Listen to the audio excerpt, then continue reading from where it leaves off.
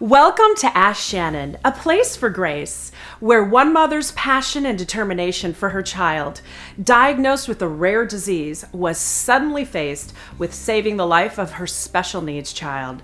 This became her only focus. When the life of her child was threatened, Shannon Kinnett's instincts led her away from conventional medicine. She desperately found an alternative, natural approach, and the outcome was astounding. Shannon shares her knowledge and Grace's story, now full of hope and happiness. And now, Shannon Kinnett's. A lot of the people ask me if I still continue to do hyperbarics with Grace, and my answer is yes. Grace still does hyperbarics on a daily basis. I do take breaks in the summertime when we go on vacations. I do want to let the viewers know that there's a difference between having to take a break when you're in a steel chamber, 100% oxygen. You hear about how you have to take a break after 80 sessions and so forth.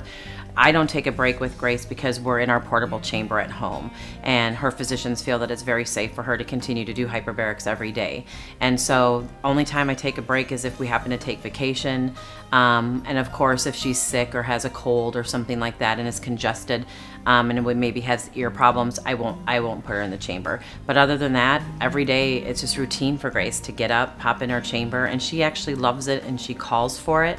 I think it's really important. Again, this is one of those times where you need to make sure that you have a physician that is well versed in hyperbaric therapy so that you can work together to develop a plan. This isn't something that I just developed on my own. I've talked to many physicians over the years, and especially with Grace's type of condition, it's just one thing I don't want to stop because it definitely has made the best improvement in Grace. And so it's safe, it's natural, and I continue to do it on a daily basis.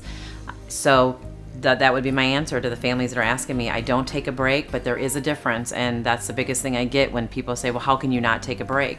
I'm not taking a break because I'm in the portable chamber and I'm not in a 100% environment. And Grace has gotten tremendous improvements in the home units or portable units. They've been called a lot of different things, and it's just something that she goes into. She goes in every day, 90 minutes, and she loves it. And I go in there with her. Lily will go in there with her, and it's just a part of her everyday life.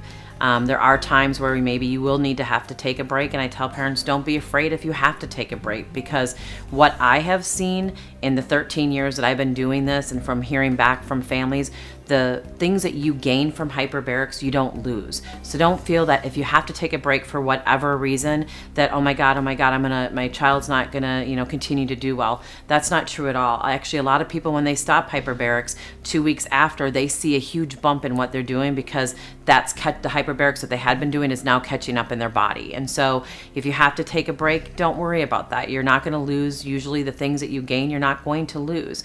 But do I take a break? Absolutely not. And I will continue to do hyperbarics. I hop in the chamber, and it's one of those therapies, again, that is safe, it's natural, so why would you take a break unless you have to? With Grace and hyperbarics, I think that the longest break that I've ever taken with her has probably been about 2 weeks. And that's when we go on vacation in the summertime, we'll take a 2-week break from it. And for Grace, really we don't see any difference when we take a break. Sometimes, like in years past when maybe Grace got sick and got put in the hospital when we were first starting hyperbaric therapy, I definitely noticed a difference and I needed to get her back into the chamber. But now that she's doing so fantastic, it's just one of those things that we do on a daily basis. When we take a break, it doesn't necessarily affect her in a negative way. And actually, I've heard back from a lot of parents that'll say, they do a round of 40 sessions, they go home, and within like a week to 10 days, the explosion of language comes and the kids start to do even better. And so I hear that. And then there are some families that, I hear back from that say, we got home, he was doing so great while he was doing hyperbarics, and now he's home and he seems to be a little bit more sluggish. And that's where it comes into play, where you need to have a good physician, because some kids need a little bit more than other kids when it comes to hyperbarics. Some need to do maybe 80 sessions before they take a break. And so you really need to be working with your physician. And the families that I've met in my lifetime of doing this for the last 13 years that have gone home and something's happened and they feel like their child has declined somewhat, there is something usually else going on. Maybe they have a yeast flare up, maybe there's an infection going on. They come back, they put them in the chamber, and their kid picks up and gets back exactly to where they were. But for the most part, people don't lose what they gain from hyperbarics, which is what is really nice, because the one thing that I learned through this whole process with Grace was when I would stop certain medications, Grace would end up going back to being where she was, and she would lose things. And so this is a nice therapy for me, because I know that when I stop it with Grace, I'm not going to lose all the gains that she had. And for me, that's huge. Obviously, I don't want her to go back into a wheelchair. I don't want her to have a feeding tube again. I don't want her to start having seizures again.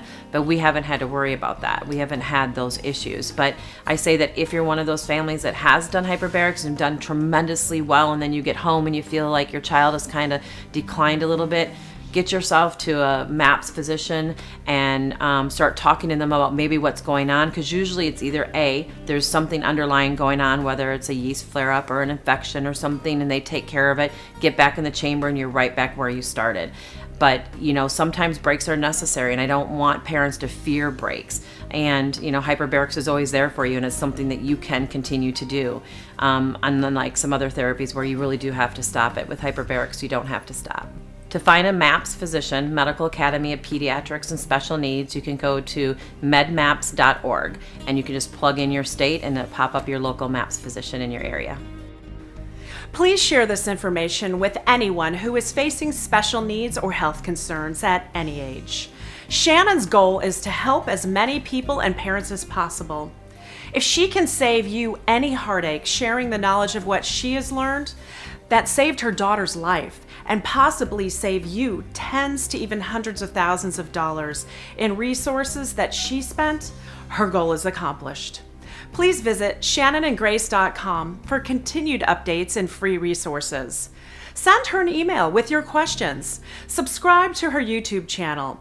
She is here to help you and will do all she can to assist.